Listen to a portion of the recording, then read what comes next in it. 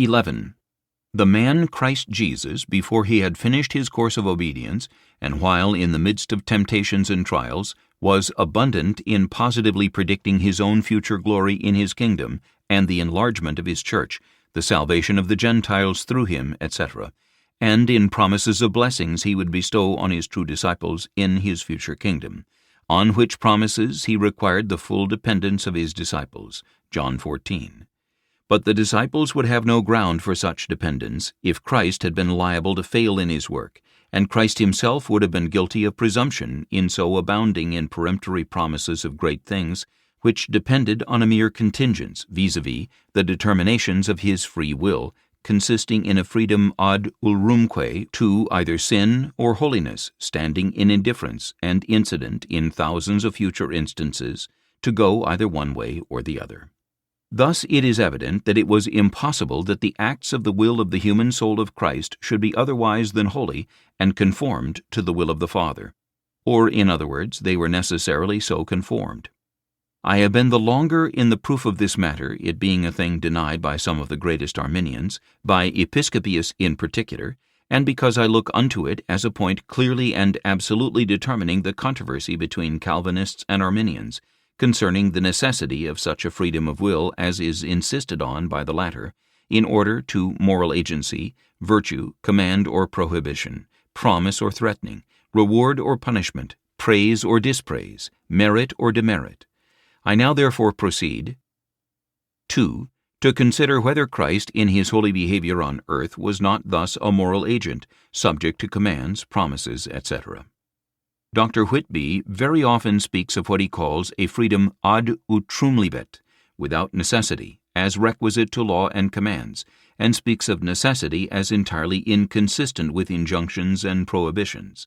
But yet we read of Christ being the subject of his Father's commands, John 10:18 and 15:10. And Christ tells us that everything that he said or did was in compliance with commandments he had received of the Father, John 12:49 and 50, and 14:31. And we often read of Christ's obedience to his Father's commands, Romans 5:19, Philippians 2:18, Hebrews 5:8. The aforementioned writer represents promises offered as motives to persons to do their duty, or a being moved and induced by promises as utterly inconsistent with a state wherein persons have not a liberty ad utrumlibet, but are necessarily determined to one. See particularly pages 298 and 311. But the thing which this writer asserts is demonstrably false, if the Christian religion be true. If there be any truth in Christianity or the Holy Scriptures, the man Christ Jesus had his will infallibly and unalterably determined to good, and that alone. But yet he had promises of glorious rewards made to him on condition of his persevering in and perfecting the work which God had appointed him. Isaiah 53:10, 11, and 12, Psalm 2 and 110, Isaiah 49:7, 8, and 9. In Luke 22:28 and 20, Christ says to his disciples, Ye are they which have continued with me in my temptations, and I appoint unto you a kingdom, as my Father hath appointed unto me. The word most properly signifies to appointment by covenant or promise. The plain meaning of Christ's words is this: As you have partaken of my temptations and trials, and have been steadfast, and have overcome, I promise to make you partakers of my reward, and to give you a kingdom, as the Father has promised me a kingdom for continuing steadfast and overcoming in those trials. And the words are well explained by those in Revelation 3:21. To him that overcometh will I grant to sit with me on my throne, even as I also overcame, and am set down with my Father in his throne. And Christ had not only promises of glorious success and rewards made to his obedience and sufferings, but the Scriptures plainly represent him as using these promises for motives and inducements to obey and suffer, and particularly the promise of a kingdom which the Father had appointed him, or sitting with the Father on his throne, as in Hebrews 12:1 and 2. Let us lay aside every weight and the sin which doth easily beset us, and let us run with patience the race that is set before us, looking unto Jesus, the author and finisher of our faith, who for the joy that was set before him endured the cross, despising the shame, and is set down on the right hand of the throne of God.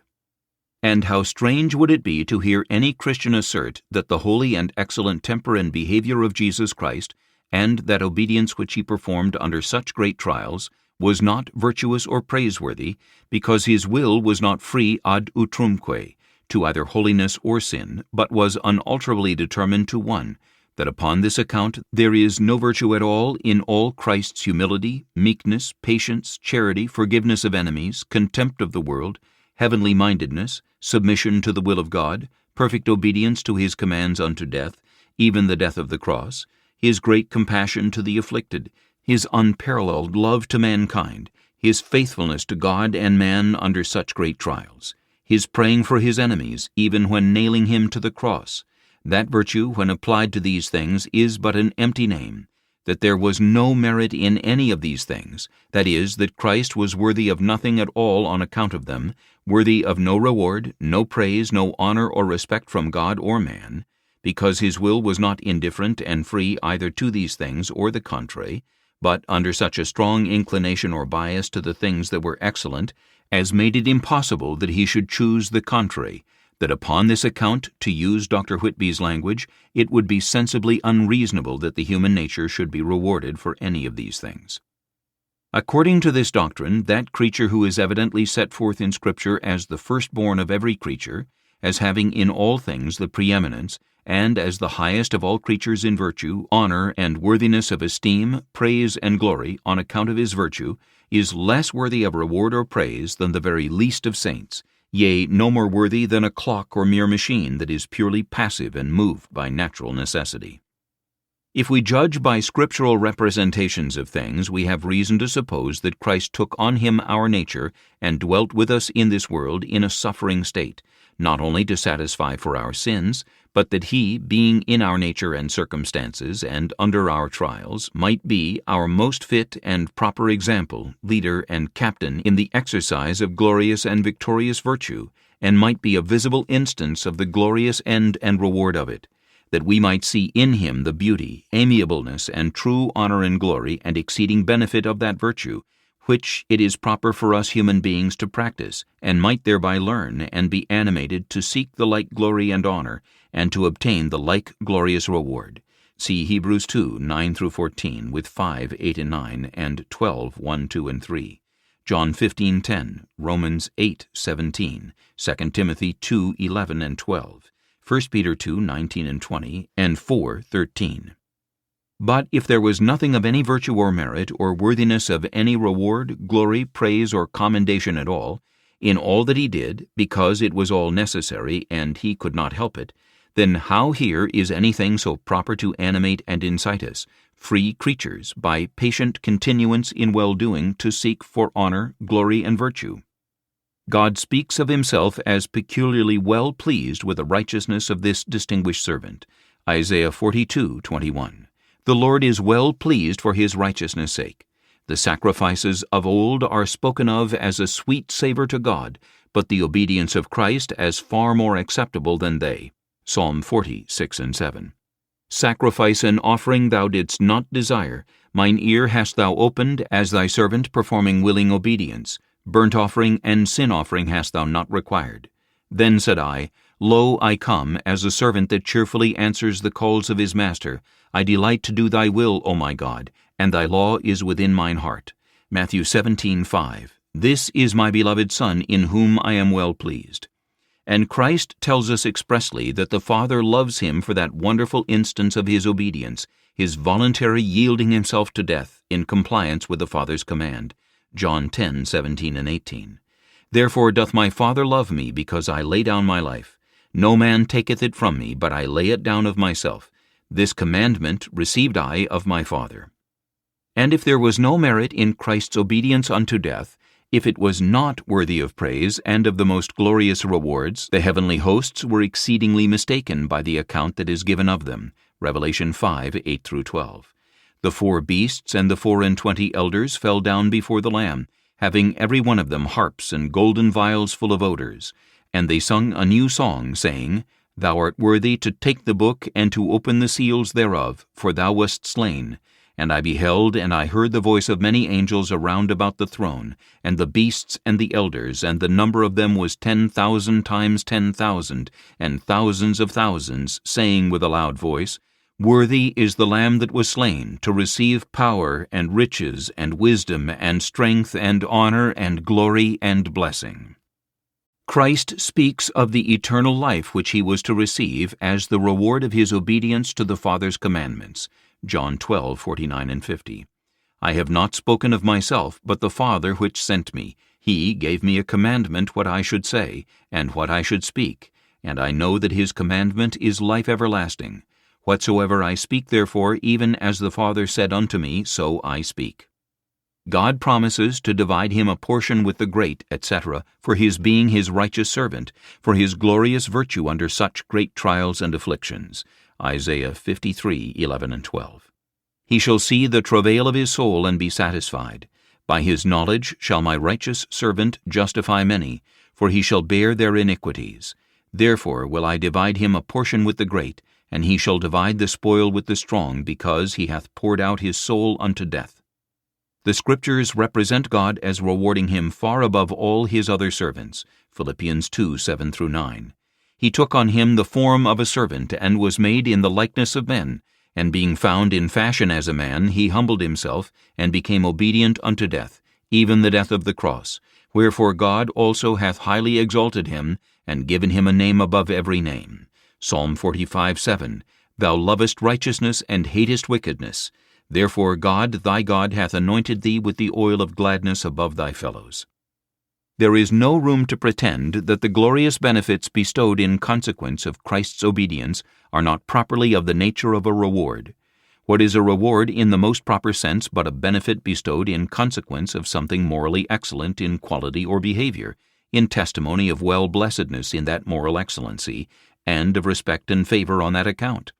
If we consider the nature of a reward most strictly, and make the utmost of it, and add to the thing contained in this description proper merit or worthiness, and the bestowment of the benefit in consequence of a promise, still it will be found there is nothing belonging to it but what the Scripture most expressly ascribes to the glory bestowed on Christ after his sufferings. As appears from what has been already observed, there was a glorious benefit bestowed in consequence of something morally excellent, being called righteousness and obedience. There was great favor, love, and well-pleasedness. For this righteousness and obedience in the bestower, there was proper merit or worthiness of the benefit in the obedience. It was bestowed in fulfillment of promises made to that obedience, and was bestowed therefore or because he had performed that obedience. I may add to all these things that Jesus Christ, while here in the flesh, was manifestly in a state of trial. The last Adam, as Christ is called, 1 Corinthians 15:45, Romans 5:14, taking on him the human nature, and so the form of a servant, and being under the law to stand and act for us, was put into a state of trial, as the first Adam was. Dr. Whitby mentions these three things as evidences of persons being in a state of trial, on the 5 points, pages 298 and 299. Namely, their afflictions being spoken of as their trials or temptations, their being the subjects of promises, and their being exposed to Satan's temptations. But Christ was apparently the subject of each of these. Concerning promises made to him, I have spoken already. The difficulties and afflictions he met with in the course of his obedience are called his temptations or trials. Luke 22:28. Ye are they which have continued with me in my temptations or trials. Hebrews 2:18. For in that he himself hath suffered, being tempted or tried, he is able to succor them that are tempted. And chapter 4:15. We have not an high priest which cannot be touched with the feeling of our infirmities, but was in all points tempted like as we are, yet without sin. And as to his being tempted by Satan, it is what none will dispute. The case of such as are given up of God to sin, and of fallen man in general, proves moral necessity and inability to be consistent with blameworthiness. Dr. Whitby asserts freedom not only from coaction but necessity to be essential to anything deserving the name of sin, and to an action being culpable, in these words, Discourse on 5 Points, edition 3, page 348. If they be thus necessitated, then neither their sins of omission or commission could deserve that name, it being essential to the nature of sin, according to St. Austin's definition, that it be an action a duo liberum est abstinere. 3 things seem plainly necessary to make an action or omission culpable. 1. That it be in our power to perform or forbear it, for, as Origen and all the Fathers say, no man is blameworthy for not doing what he could not do. And elsewhere the Doctor insists that, when any do evil of necessity, what they do is no vice, that they are guilty of no fault, are worthy of no blame, dispraise, or dishonor, but are unblameable. If these things are true in Dr. Whitby's sense of necessity, they will prove all such to be blameless who are given up of God to sin in what they commit after they are thus given up.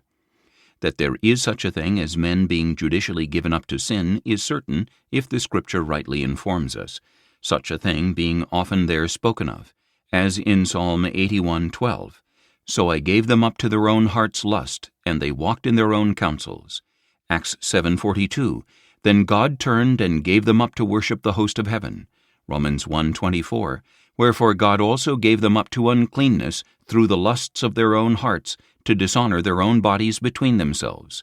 Verse 26, "For this cause God gave them up to vile affections." Verse 28, "And even as they did not like to retain God in their knowledge, God gave them over to a reprobate mind, to do those things that are not convenient."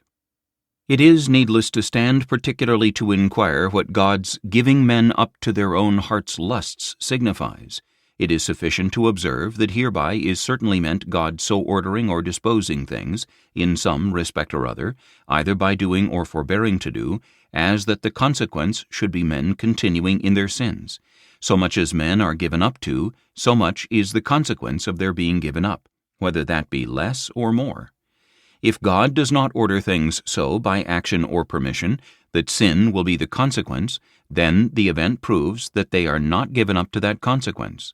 If good be the consequence instead of evil, then God's mercy is to be acknowledged in that good, which mercy must be contrary to God's judgment in giving up to evil.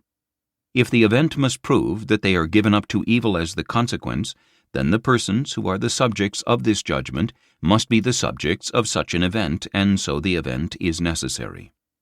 If not only coaction but all necessity will prove men blameless, then Judas was blameless after Christ had given him over, and had already declared his certain damnation, and that he should verily betray him. He was guilty of no sin in betraying his master on this supposition, though his so doing is spoken of by Christ as the most aggravated sin, more heinous than the sin of Pilate in crucifying him. And the Jews in Egypt in Jeremiah's time were guilty of no sin in their not worshipping the true God, after God had sworn by his great name that his name should be no more named in the mouth of any man of Judah in all the land of Egypt. Jeremiah 44:26. Dr. Whitby, Discourse on 5 Points, pages 302 and 303, denies that men in this world are ever so given up by God to sin that their wills should be necessarily determined to evil, though he owns that hereby it may become exceedingly difficult for men to do good, having a strong bent and powerful inclination to what is evil. But if we should allow the case to be just as he represents, the judgment of giving up to sin will no better agree with his notions of that liberty, which is essential to praise or blame, than if we should suppose it to render the avoiding of sin impossible. For if an impossibility of avoiding sin wholly excuses a man, then for the same reason its being difficult to avoid it excuses him in part, and this just in proportion to the degree of difficulty. If the influence of moral impossibility or inability be the same, to excuse persons in not doing or not avoiding anything as that of natural inability, which is supposed, then undoubtedly in like manner mortal difficulty has the same influence to excuse with natural difficulty. But all allow that natural impossibility wholly excuses, and also that natural difficulty excuses in part, and makes the act or omission less blamable in proportion to the difficulty.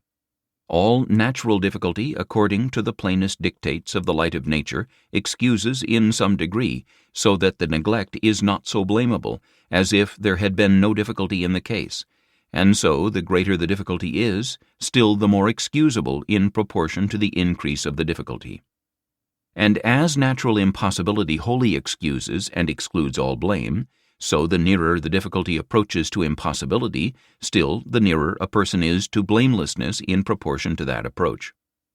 And if the case of moral impossibility or necessity be just the same with natural necessity or coaction, as to its influence to excuse a neglect, then also, for the same reason, the case of natural difficulty does not differ in influence to excuse a neglect from moral difficulty arising from a strong bias or bent to evil, such as Dr. Whitby owns in the case of those that are given up to their own heart's lusts.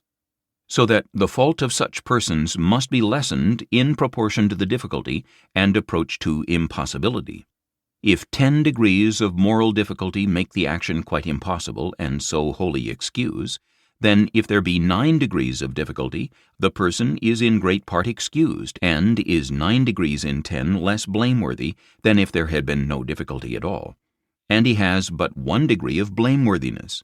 The reason is plain on Arminian principles, vis-a-vis, because as difficulty by antecedent bent and bias on the will is increased, liberty of indifference and self-determination in the will is diminished. So much hindrance, impediment is there in the way of the will acting freely by mere self-determination.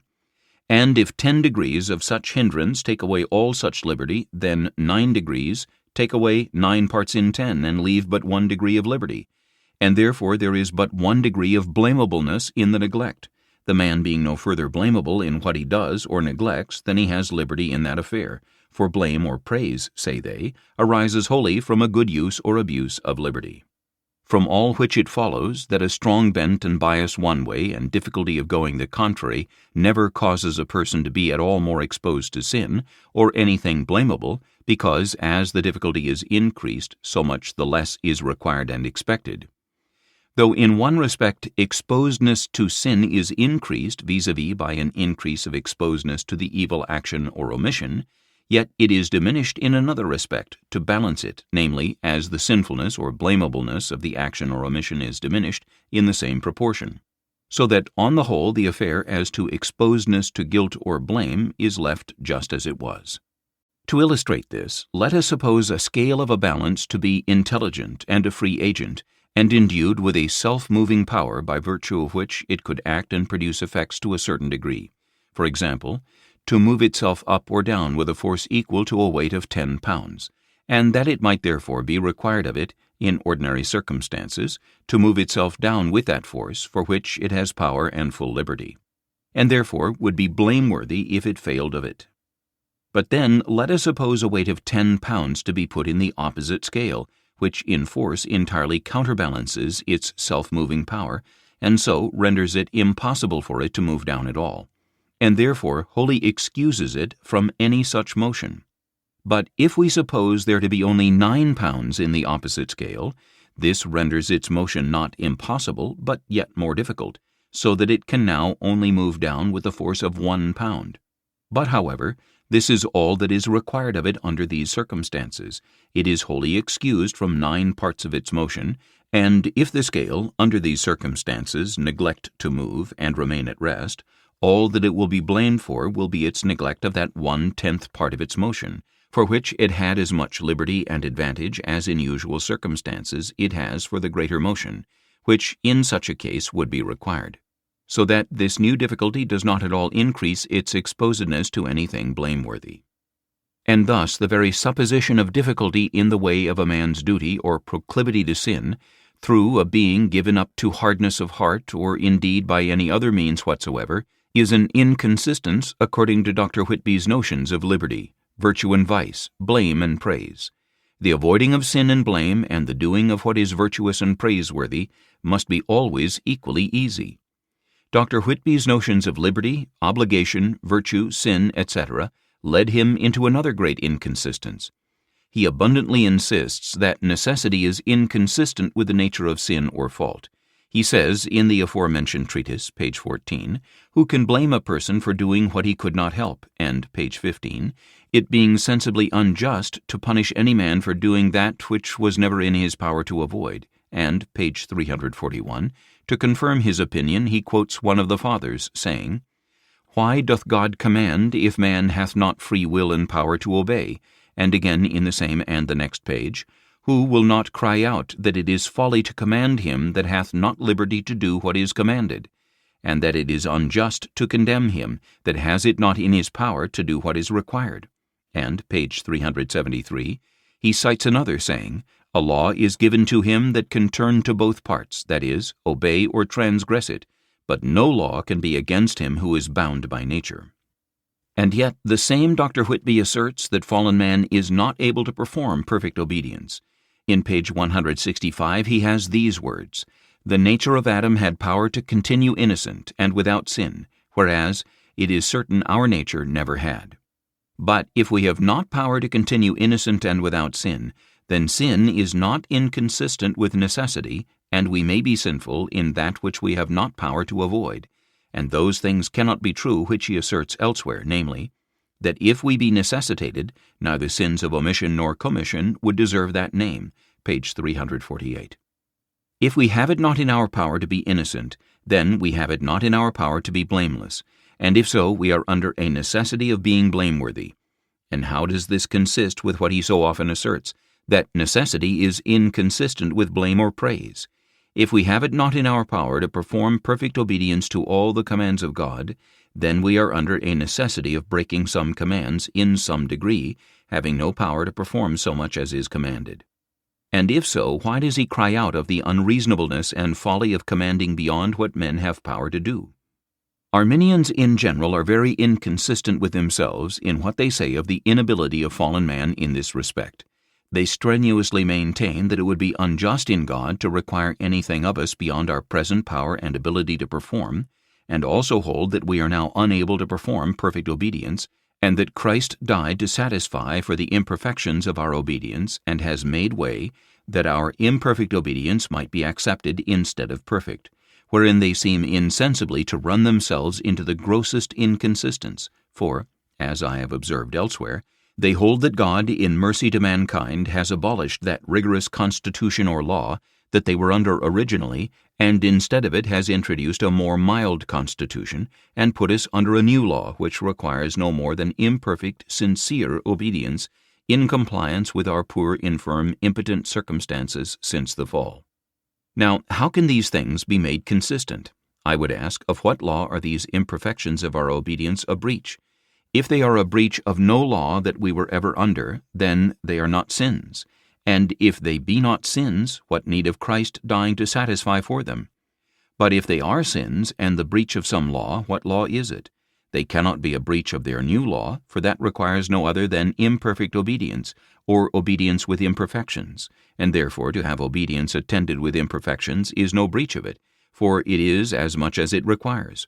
And they cannot be a breach of their old law, for that, they say, is entirely abolished, and we never were under it. They say it would not be just in God to require of us perfect obedience, because it would not be just to require more than we can perform, or to punish us for failing of it. And therefore, by their own scheme, the imperfections of our obedience do not deserve to be punished. What need therefore of Christ dying to satisfy for them? What need of his suffering to satisfy for that which is no fault, and in its own nature deserves no suffering? What need of Christ dying to purchase that our imperfect obedience should be accepted when, according to their scheme, it would be unjust in itself that any other obedience than imperfect should be required? What need of Christ dying to make way for God's accepting of such obedience, as it would be unjust in him not to accept? Is there any need of Christ dying to prevail with God not to do unrighteously? If it be said that Christ died to satisfy that old law for us, that so we might not be under it, but that there might be room for our being under a more mild law, still, I would inquire, what need of Christ dying that we might not be under a law which, by their principles, it would be in itself unjust that we should be under, whether Christ had died or no, because, in our present state, we are not able to keep it. So the Arminians are inconsistent with themselves, not only in what they say of the need of Christ's satisfaction to atone for those imperfections which we cannot avoid, but also in what they say of the grace of God granted to enable men to perform the sincere obedience of the new law. I grant indeed, says Dr. Stebbing, that by original sin we are utterly disabled for the performance of the condition, without new grace from God. But I say then that He gives such a grace to all of us, by which the performance of the condition is truly possible, and upon this ground He may and doth most righteously require it. If Dr. Stebbing intends to speak properly, by grace he must mean that assistance which is of grace, or of free favor and kindness. But yet in the same place he speaks of it as very unreasonableness, unjust and cruel for God to require that as the condition of pardon, that is become impossible by original sin. If it be so, what grace is there in giving assistance and ability to perform the condition of pardon? Or why is that called by the name of grace that is an absolute debt, which God is bound to bestow, and which it would be unjust and cruel in Him to withhold, seeing He requires that as the condition of pardon, which He cannot perform without it? Command and obligation to obedience consistent with moral inability to obey. It being so much insisted on by Arminian writers that necessity is inconsistent with law or command, and particularly that it is absurd to suppose God by His command should require that of men which they are unable to do, not allowing in this case for any difference between natural and moral inability, I would therefore now particularly consider this matter, and for greater clearness I would distinctly lay down the following things. 1. The will itself, and not only those actions which are the effects of the will, is the proper object of precept or command. That is, such a state or acts of men's wills are in many cases properly required of them by commands, and not only those alterations in the state of their bodies or minds that are the consequences of volition. This is most manifest, for it is the soul only that is properly and directly the subject of precepts or commands, that only being capable of receiving or perceiving commands. The motions or state of the body are matter of command only as they are subject to the soul and connected with its acts. But now the soul has no other faculty whereby it can, in the most direct and proper sense, consent, yield to, or comply with any command but the faculty of the will, and it is by this faculty only that the soul can directly disobey or refuse compliance, for the very notions of consenting, yielding, accepting, complying, refusing, rejecting, etc. are, according to the meaning of the terms, nothing but certain acts of the will. Obedience, in the primary nature of it, is the submitting and yielding of the will of one to the will of another. Disobedience is the not consenting, not complying of the will of the commanded to the manifested will of the commander. Other acts that are not the acts of the will, as certain motions of the body and alterations in the soul, are obedience or disobedience only indirectly, as they are connected with the state or actions of the will, according to an established law of nature. So that it is manifest the will itself may be required, and the being of a good will is the most proper, direct, and immediate subject of command. And if this cannot be prescribed or required by command or precept, nothing can, for other things can be required no otherwise than as they depend upon and are the fruits of a good will. Corollary 1. If there be several acts of the will, or a series of acts, one following another, and one the effect of another, the first and determining act is properly the subject of command, and not only the consequent acts which are dependent upon it. Yea, this more especially is that to which command or precept has a proper respect, because it is this act that determines the whole affair. In this act the obedience or disobedience lies, in a peculiar manner, the consequent acts being all governed and determined by it. This governing act must be the proper object of precept, or none. Corollary 2. It also follows from what has been observed that if there be any act or exertion of the soul prior to all free acts of choice in the case, directing and determining what the acts of the will shall be, that act of the soul cannot properly be subject to any command or precept in any respect whatsoever, either directly or indirectly, immediately or remotely. Such acts cannot be subject to commands directly, because they are no acts of the will, being by the supposition prior to all acts of the will, determining and giving rise to all its acts. They not being acts of the will, there can be in them no consent to or compliance with any command. Neither can they be subject to command or precept indirectly or remotely, for they are not so much as the sects or consequences of the will, being prior to all its acts. So that, if there be any obedience in that original act of the soul, determining all volitions, it is an act of obedience wherein the will has no concern at all, it preceding every act of will. And therefore, if the soul either obeys or disobeys in this act, it is wholly involuntary. There is no willing obedience or rebellion, no compliance or opposition of the will in the affair. And what sort of obedience or rebellion is this? And thus the Arminian notion of the freedom of the will consisting in the soul's determining its own acts of will instead of being essential to moral agency, and to men being the subjects of moral government, is utterly inconsistent with it. For if the soul determines all its acts of will, it is therein subject to no command or moral government, as has been now observed, because its original determining act is no act of will or choice, it being prior, by the supposition, to every act of will. And the soul cannot be the subject of command in the act of the will itself, which depends on the foregoing determining act, and is determined by it, inasmuch as this is necessary, being the necessary consequence and effect of that prior determining act, which is not voluntary. Nor can the man be the subject of command or government in his external actions, because these are all necessary, being the necessary effects of the acts of the will themselves.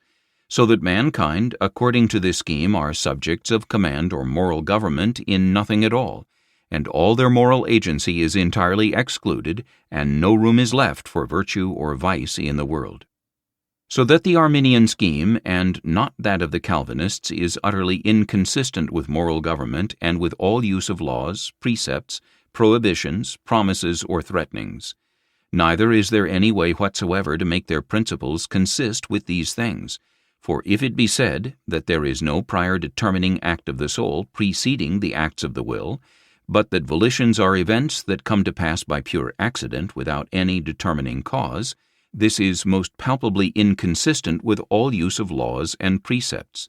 For nothing is more plain than that laws can be of no use to direct and regulate perfect accident, which, by the supposition of its being pure accident, is in no case regulated by anything preceding, but happens this way or that perfectly by chance without any cause or rule. The perfect uselessness of laws and precepts also follows from the Arminian notion of indifference as essential to that liberty which is requisite to virtue or vice. For the end of laws is to bind to one side, and the end of commands is to turn the will one way, and therefore they are of no use unless they turn or bias the will that way. But if liberty consists in indifference, then their biasing the will one way only destroys liberty, as it puts the will out of equilibrium, so that the will, having a bias through the influence of binding law laid upon it, is not wholly left to itself to determine itself which way it will, without influence from without. 2. Having shown that the will itself, especially in those acts which are original, leading, and determining in any case, is the proper subject of precept and command, and not only those alterations in the body, etc., which are the effects of the will, I now proceed in the second place to observe that the very opposition or defect of the will itself, in its original and determining act in the case, to a thing proposed or commanded, or its failing of compliance, implies a moral inability to that thing, or, in other words, whenever a command requires a certain state or act of the will, and the person commanded, notwithstanding the command and the circumstances under which it is exhibited, still finds his will opposite or wanting, in that, belonging to its state or acts, which is original and determining in the affair, that man is morally unable to obey that command. This is manifest from what was observed in the first part concerning the nature of moral inability as distinguished from natural, where it was observed that a man may then be said to be morally unable to do a thing when he is under the influence or prevalence of a contrary inclination, or has a want of inclination under such circumstances and views. It is also evident from what has been before proved that the will is always and in every individual act necessarily determined by the strongest motive, and so is always unable to go against the motive which, all things considered, has now the greatest strength and advantage to move the will. but not further to insist on these things, the truth of the position now laid down, vis-a-vis, that when the will is opposite to or failing of a compliance with a thing in its original determination or act, it is not able to comply, appears by the consideration of these two things. 1. The will in the time of that diverse or opposite leading act or inclination, and when actually under its influence, is not able to exert itself to the contrary, to make an alteration in order to a compliance. The inclination is unable to change itself, and that for this plain reason, that it is unable to incline to change itself. Present choice cannot at present choose to be otherwise, for that would be at present to choose something diverse from what is at present chosen. If the will, all things now considered, inclines or chooses to go that way, then it cannot choose, all things now considered, to go the other way, and so cannot choose to be made to go the other way. To suppose that the mind is now sincerely inclined to change itself to a different inclination is to suppose the mind is now truly inclined otherwise than it is now inclined. The will may oppose some future remote act that it is exposed to, but not its own present act. 2. As it is impossible that the will should comply with the thing commanded with respect to its leading act by any act of its own in the time of that diverse or opposite leading and original act, or after it is actually come under the influence of that determining choice or inclination, so it is impossible it should be determined to a compliance by any foregoing act, for by the very supposition there is no foregoing act, the opposite or non-complying act being that act which is original and determining in the case. Therefore it must be so that if this first determining act be found non-complying on the proposal of the command, the mind is morally unable to obey. For to suppose it to be able to obey is to suppose it to be able to determine and cause its first determining act to be otherwise, and that it has power better to govern and regulate its first governing and regulating act, which is absurd. For it is to suppose a prior act of the will, determining its first determining act, that is, an act prior to the first, and leading and governing the original and governing act of all, which is a contradiction.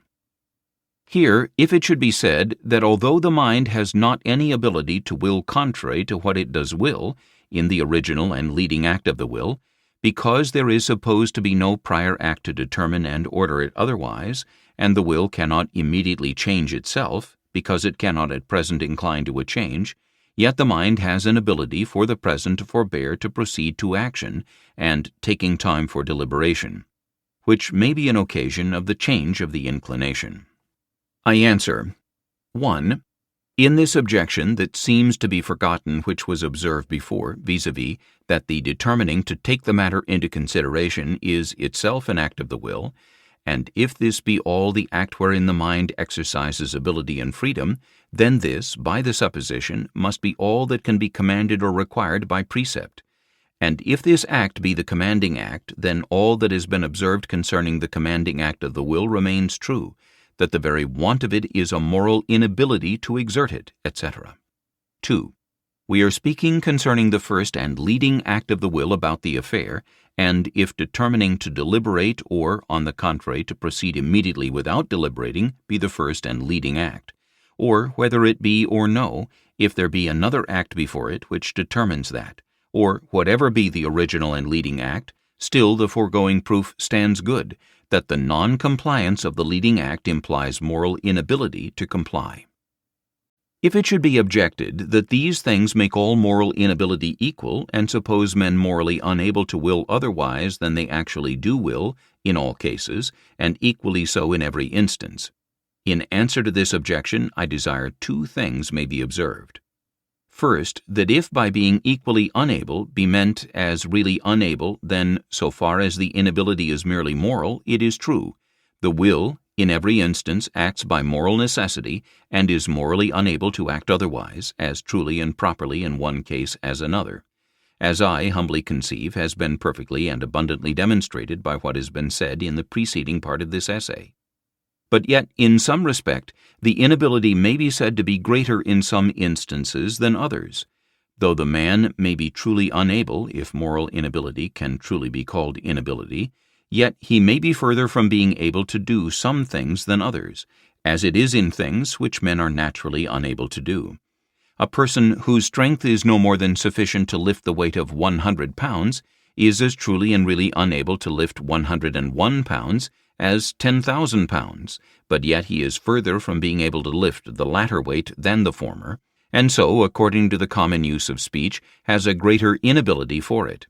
So it is in moral inability. A man is truly morally unable to choose contrary to a present inclination which in the least degree prevails, or contrary to that motive which, all things considered, has strength and advantage now to move the will in the least degree, superior to all other motives in view, but yet he is further from ability to resist a very strong habit and a violent and deeply rooted inclination, or a motive vastly exceeding all others in strength.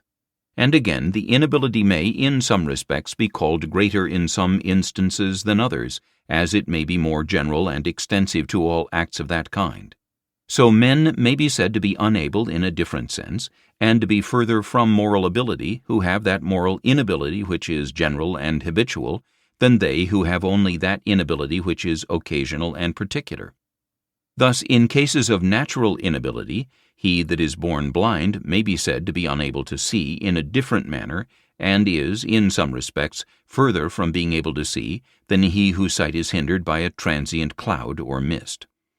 And besides, that which was observed in the first part of this discourse, concerning the inability which attends a strong and settled habit, should be there remembered, viz-a-vis that a fixed habit is attended with this peculiar moral inability by which it is distinguished from occasional volition, namely, that endeavors to avoid future volitions of that kind which are agreeable to such a habit much more frequently and commonly prove vain and insufficient. For though it is impossible there should be any sincere endeavors against a present choice, yet there may be against volitions of that kind when viewed at a distance. A person may desire and use means to prevent future exercises of a certain inclination, and, in order to it, may wish the habit might be removed, but his desires and endeavors may be ineffectual. The man may be said, in some sense, to be unable, yea, even as the word unable is a relative term, and has relation to ineffectual endeavors, yet not with regard to present but remote endeavors. Secondly, it must be borne in mind, according to what was observed before, that indeed no inability whatsoever, which is merely moral, is properly called by the name of inability, and that in the strictest propriety of speech a man may be said to have a thing in his power if he has it at his election, and he cannot be said to be unable to do a thing when he can, if he now pleases, or whenever he has a proper, direct, and immediate desire for it. As to those desires and endeavors that may be against the exercises of a strong habit, with regard to which men may be said to be unable to avoid those exercises, they are remote desires and endeavors in two respects. First, as to time, they are never against present volitions, but only against volitions of such a kind when viewed at a distance. Secondly, as to their nature, these opposite desires are not directly and properly against the habit and inclination itself, or the volitions in which it is exercised, for these, in themselves considered, are agreeable, but against something else that attends them or is their consequence, the opposition of the mind is leveled entirely against this. The volitions themselves are not at all opposed directly, and for their own sake, but only indirectly and remotely on the account of something foreign. 3. Though the opposition of the will itself, or the very want of will to a thing commanded, implies a moral inability to that thing, yet if it be, as has been already shown, that the being of a good state or act of will is a thing most properly required by command, then in some cases such a state or act of will may properly be required which at present is not, and which may also be wanting after it is commanded, and therefore those things may properly be commanded for which men have a moral inability. Such a state or act of the will may be required by command as does not already exist, for if that volition only may be commanded to be which already is, there could be no use of precept.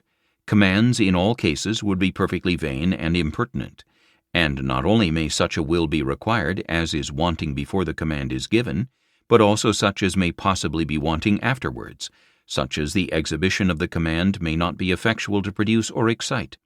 Otherwise, no such thing as disobedience to a proper and rightful command is possible in any case, and there is no case possible wherein there can be a faulty disobedience.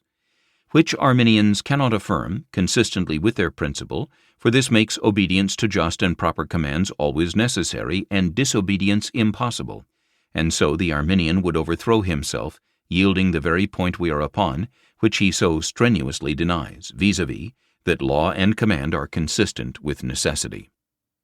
If merely that inability will excuse disobedience which is implied in the opposition or defect of inclination remaining after the command is exhibited, then wickedness always carries that in it which excuses it. By how much the more wickedness there is in a man's heart, by so much is his inclination to evil the stronger, and by so much the more, therefore, has he of moral inability to the good required. His moral inability, consisting in the strength of his evil inclination, is the very thing wherein his wickedness consists, and yet, according to Arminian principles, it must be a thing inconsistent with wickedness, and by how much the more he has of it, by so much is he the further from wickedness. Therefore, on the whole, it is manifest that moral inability alone, which consists in disinclination, never renders anything improperly the subject matter of precept or command, and never can excuse any person in disobedience or want of conformity to a command. Natural inability, arising from the want of natural capacity or external hindrance, which alone is properly called inability, without doubt wholly excuses or makes a thing improperly the matter of command. If men are excused from doing or acting any good thing supposed to be commanded, it must be through some defect or obstacle that is not in the will itself, but either in the capacity of understanding or body or outward circumstances. Here 2 or 3 things may be observed. 1. As to spiritual acts or any good thing in the state or imminent acts of the will itself or of the affections, which are only certain modes of the exercise of the will, if persons are justly excused, it must be through want of capacity in the natural faculty of understanding. Thus the same spiritual duties or holy affections and exercises of heart cannot be required of men as may be of angels, the capacity of understanding being so much inferior. So men cannot be required to love those amiable persons whom they have had no opportunity to see or hear of, or know in any way agreeable to the natural state and capacity of the human understanding. But the insufficiency of motives will not excuse, unless their being insufficient arises not from the moral state of the will or inclination itself, but from the state of the natural understanding. The great kindness and generosity of another may be a motive insufficient to excite gratitude in the person that receives the kindness, through his vile and ungrateful temper. In this case, the insufficiency of the motive arises from the state of the will or inclination of heart, and does not at all excuse. But if this generosity is not sufficient to excite gratitude, being unknown, there being no means of information adequate to the state and measure of the person's faculties, this insufficiency is attended with a natural inability which entirely excuses it. 2. As to such motions of body or exercises and alterations of mind which do not consist in the imminent acts or state of the will itself, but are supposed to be required as effects of the will in cases wherein there is no want of a capacity of understanding that inability, and that only, excuses, which consists in want of connection between them and the will. If the will fully complies and the proposed effect does not prove, according to the laws of nature, to be connected with his volition, the man is perfectly excused. He has a natural inability to the thing required.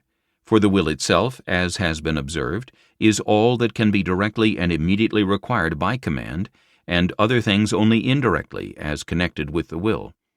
If therefore there be a full compliance of will, the person has done his duty, and if other things do not prove to be connected with his volition, that is not criminally owing to him. 3.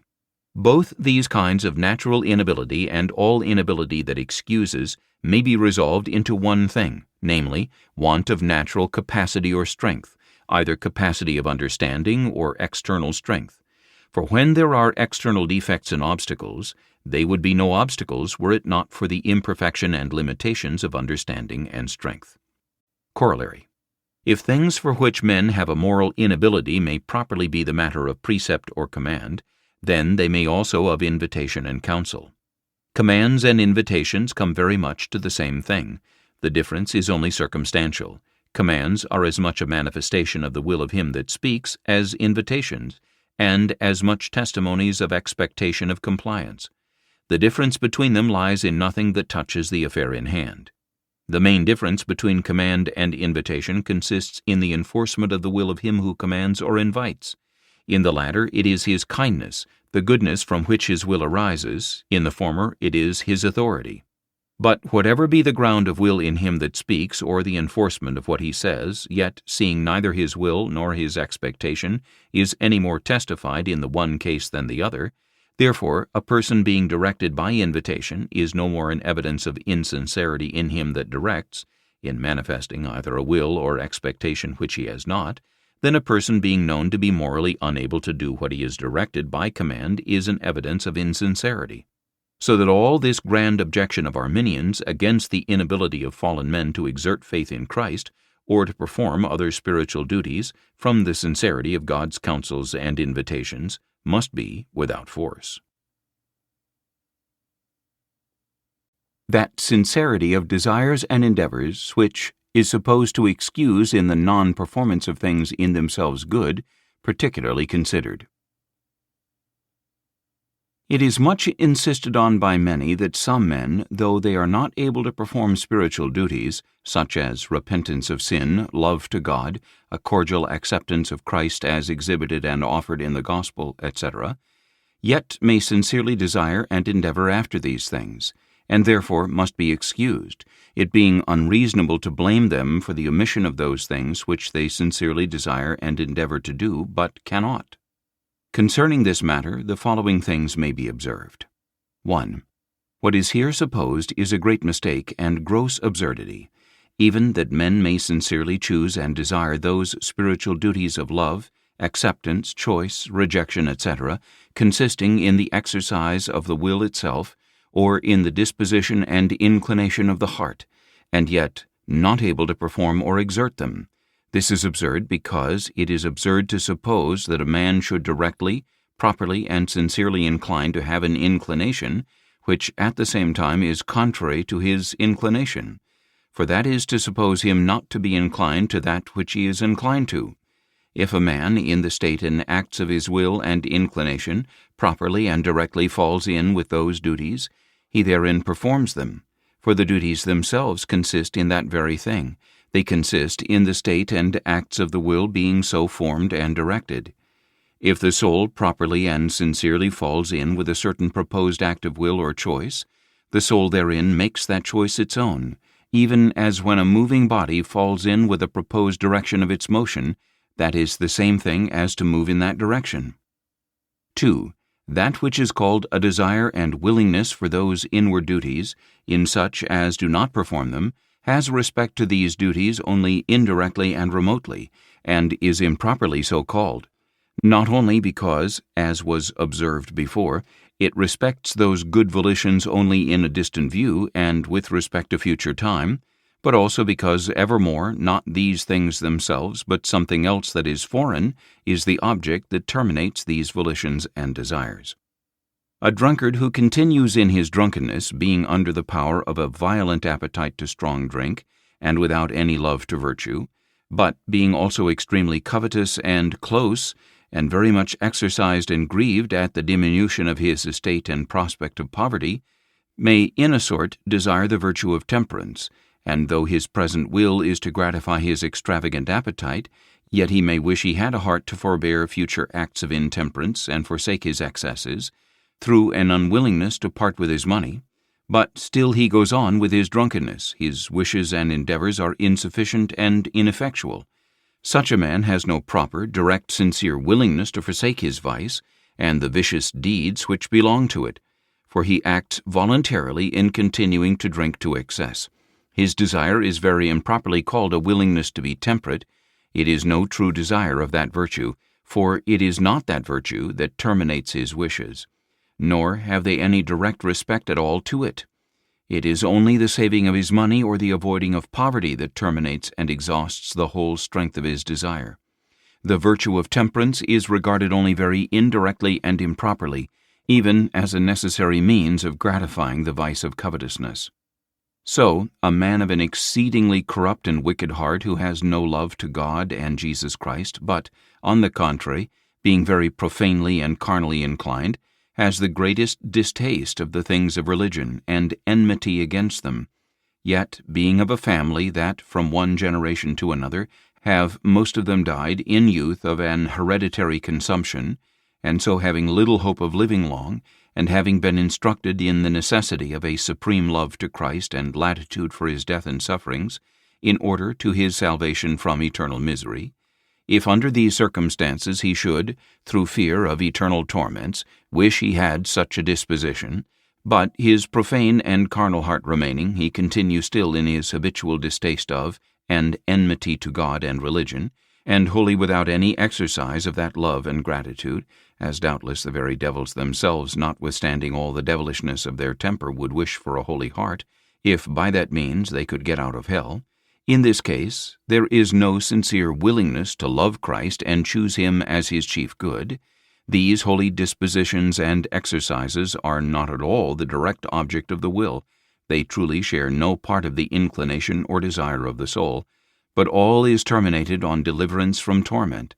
And these graces and pious volitions, notwithstanding this forced consent, are looked upon as in themselves undesirable, as when a sick man desires a dose he greatly abhors in order to save his life.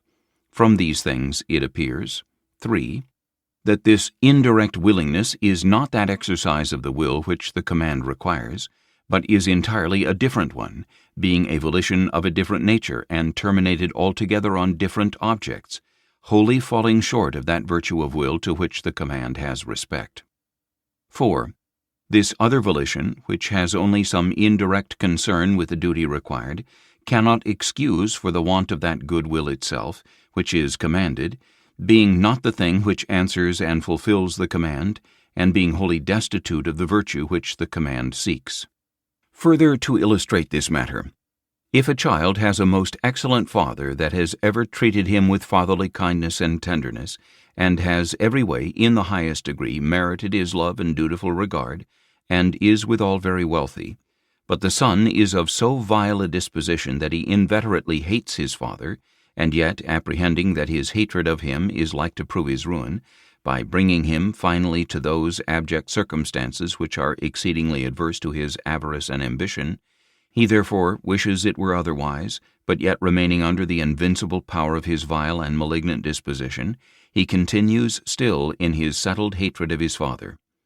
Now, if such a son's indirect willingness to love and honor his father at all acquits or excuses before God for his failing of actually exercising these dispositions towards him which God requires, it must be on one of these accounts. 1. Either that it answers and fulfills the command, but this it does not by the supposition, because the thing commanded is love and honor to his worthy parent. If the command be proper and just, as is supposed, then it obliges to the thing commanded, and so nothing else but that can answer the obligation. Or 2. It must be at least because there is that virtue or goodness in his indirect willingness that is equivalent to the virtue required, and so balances or countervails it, and makes up for the want of it. But that also is contrary to the supposition. The willingness the son has merely from a regard to money and honor has no goodness in it, to countervail the want of the pious filial respect required. Sincerity and reality in that indirect willingness which has been spoken of does not make it the better. That which is real and hearty is often called sincere, whether it be in virtue or vice. Some persons are sincerely bad, others are sincerely good, and others may be sincere and hearty in things which are in their own nature indifferent, as a man may be sincerely desirous of eating when he is hungry.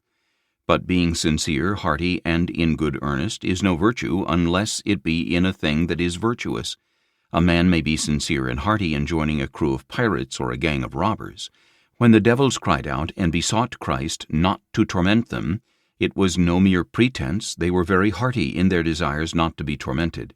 But this did not make their will or desire virtuous. And if men have sincere desires which are in their kind and nature no better, it can be no excuse for the want of any required virtue.